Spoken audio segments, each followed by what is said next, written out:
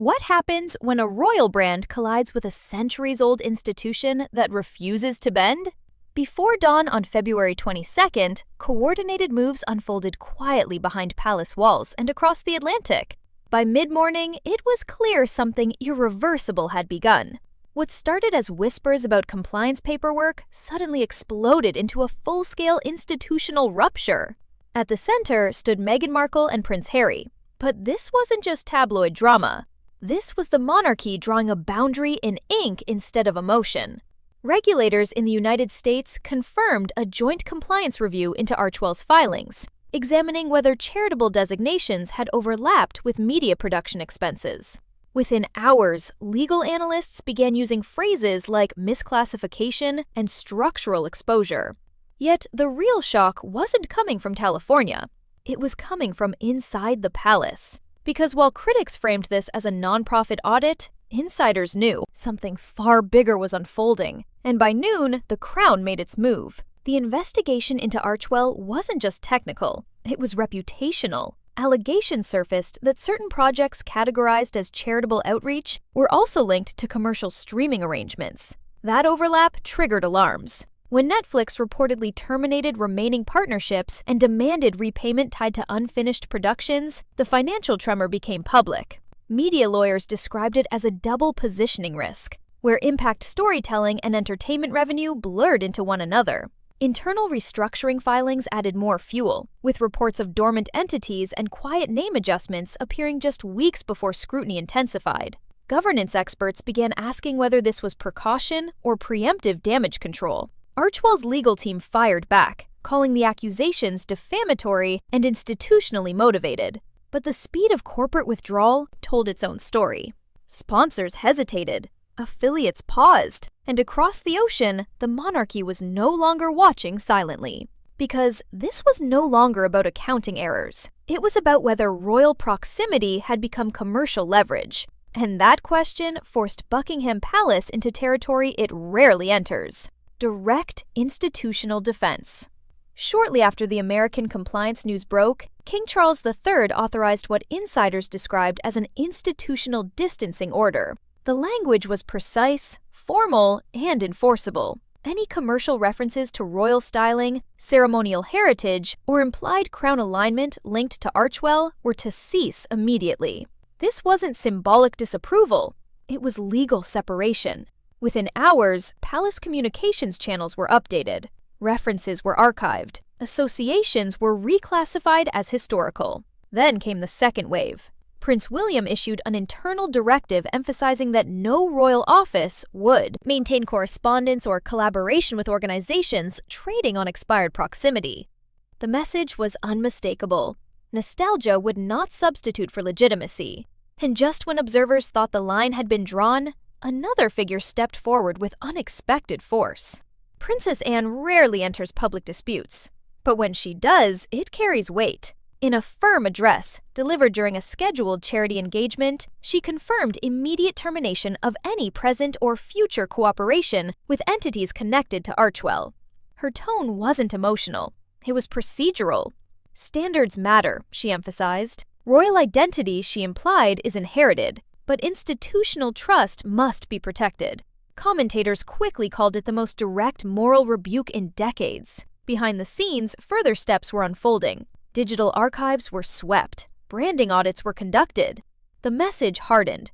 The monarchy would defend its symbolic capital with legal precision. But the most explosive revelation was still to come, and it involved a name that still carries emotional gravity worldwide. Investigators reviewing international grant campaigns flagged something deeply sensitive. Imagery connected to Diana, Princess of Wales, allegedly appearing in charitable materials without clear licensing approval. Footage circulated showing children standing beneath banners featuring her silhouette and emotionally charged phrases tied to maternal legacy. To many, it looked inspirational. To royal governance officials, it raised red flags. Diana's image is more than memory. It is protected heritage. Legal analysts questioned whether emotional symbolism had crossed into unauthorized branding. Palace aides privately described it as symbolic misrepresentation. That phrase cut deeper than any financial allegation. Because this wasn't about spreadsheets anymore. It was about legacy. And legacy, within royal frameworks, is guarded fiercely. The palace quietly initiated what insiders referred to as a digital separation initiative, scrubbing metadata, clarifying historical timelines, reinforcing language that separated former association from present identity. The wall was going up brick by brick. But amid all the legal documents and public statements, one voice was conspicuously absent. As rebuttals circulated and blog posts framed the controversy as institutional targeting, one detail stood out. Prince Harry did not appear in the official responses. His name was missing from key legal language. Sources suggested he had not signed off on certain communications. While Meghan's messaging emphasized defiance and narrative resilience, Harry remained silent. Reports placed him away from strategy meetings, staying privately in California as the storm intensified. Commentators began whispering about internal fractures. Not confirmed, but impossible to ignore. Was he sidelined? Or was he reassessing? The absence spoke louder than statements ever could. For a figure once defined by outspokenness, the quiet felt deliberate. And in royal dynamics, silence is rarely accidental. Because while public battles rage in headlines, private calculations unfold behind closed doors. And the next stage of this saga would move beyond Britain and America, into the wider Commonwealth itself. As the silence around Harry deepened, the ripple effects moved beyond Britain and California into the wider Commonwealth. Governments in Canada, Australia, and New Zealand reportedly began reviewing how Sussex titles were referenced in official communications. What had once been courtesy language now carried diplomatic weight. Behind closed doors, advisors debated whether ambiguity could create reputational confusion. The monarchy, after all, isn't just family, it's constitutional architecture. When uncertainty touches that framework, governments take notice. Regulatory agencies in the UK simultaneously widened compliance reviews tied to charitable disclosures and media representations. Advertising standards authorities began examining whether royal alignment had been implied in commercial storytelling. This wasn't emotional retaliation. It was systematic containment. And the message was spreading fast. Royal symbolism is not open-source branding. But the defining moment was still coming. And it would arrive not through leaks or speculation, but from the sovereign himself. In a pre-recorded address from Sandringham, King Charles III appeared composed, but unmistakably resolute. His tone wasn't fiery, it was final. He announced that the titles Duke and Duchess of Sussex would be suspended from formal public and diplomatic usage across the Commonwealth, pending review. Not revoked, but frozen. It was a strategic maneuver that balanced constitutional authority with personal restraint. He spoke of duty, of safeguarding institutional dignity, and in a rare emotional shift, he acknowledged the strain between fatherhood and sovereignty. The crown, he said, must never be confused with commerce. Within hours, official databases were updated, government websites adjusted terminology. The shift was quiet, but seismic, because this wasn't a tabloid feud anymore. It was a monarch asserting structural boundaries in real time, and the world felt the gravity. Polling data in the UK suggested strong support for the monarchy's stance. Commentators framed it as constitutional clarity rather than punishment. In the United States, reactions were more divided, but financial analysts noted that institutional distancing often accelerates sponsor caution. Nonprofit partners began issuing careful statements reviewing affiliations. Media panels debated whether this was a necessary correction or an overreach. But one theme dominated: credibility. Archewell had positioned itself as a bridge between royal legacy and modern storytelling. Now, that bridge appeared under inspection from both sides. Social media surged with hashtags referencing reset, legacy, and accountability. And as commentary escalated, Harry remained publicly absent. That absence was beginning to feel less like strategy and more like crossroads. Because eventually, silence demands resolution. When Harry finally appeared in a televised interview, the tone was markedly different from past defenses. He looked reflective, measured, even subdued. He admitted he never intended for conflict to escalate to institutional rupture. He acknowledged blind spots. He stopped short of condemning Meghan, but distanced himself from recent legal messaging. There are things, he suggested, he would not defend, but neither would he publicly dismantle. Then came the turning point. He announced he would be stepping back from active involvement in Archewell operations to focus on personal reflection and rehabilitation of trust. No dramatic denunciations, no fiery rebuttals, just a pause. Analysts immediately described it as strategic recalibration.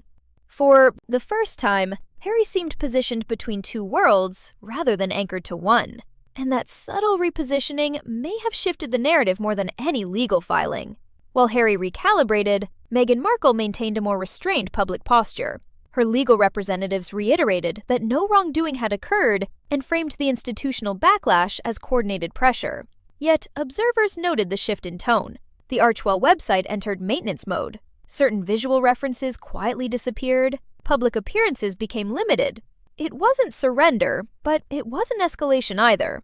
Behind the scenes, compliance reviews continued moving forward. Audits expanded. Production disclosures were scrutinized. The gap between narrative messaging and institutional authority became harder to bridge. For Meghan, whose brand had centered on voice and visibility, the silence carried its own symbolism. And symbolism, as this entire saga proved, is powerful currency. But the monarchy was no longer reacting emotionally, it was executing methodically. Inside Kensington Palace, messaging emphasized continuity and service. Prince William and Catherine, Princess of Wales, issued a carefully worded statement reaffirming support for the sovereign and commitment to institutional stability.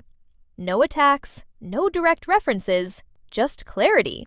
The contrast was deliberate. While one branch recalibrated, the other projected steadiness. Political leaders commended the king's constitutional restraint. Legal scholars described the move as precedent-setting but measured. The monarchy, often accused of rigidity, had demonstrated adaptability without surrendering authority. And in doing so, it may have redrawn the line between personal brand building and inherited duty for an entire generation. What makes this story gripping isn't paperwork. It's identity. Harry now stands in a rare space, separated from formal royal machinery, yet still bound by bloodline. He faces a decision that goes beyond contracts or foundations. Does he rebuild independently of controversy, or attempt quiet reconciliation? The king's broadcast left the door symbolically open, but not casually accessible. That nuance matters, because monarchy survives not by emotion, but by endurance, and endurance requires boundaries. For Harry, the path forward may require choosing legacy over narrative momentum. For Meghan, it may mean redefining influence outside borrowed symbolism. By the end of that turbulent week, the headlines had shifted from accusation to transformation. Archewell's future remained uncertain. Regulatory outcomes were still pending, but one truth had crystallized. Institutions move slowly. Until they don't. When they act to preserve themselves. The British monarchy, tested repeatedly in modern times, responded not with spectacle, but with structure.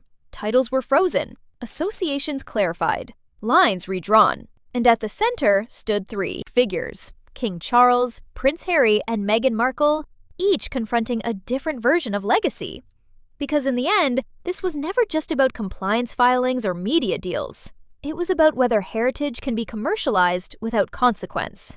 And history suggests that when the crown feels its foundation shake, it does not shout, it fortifies.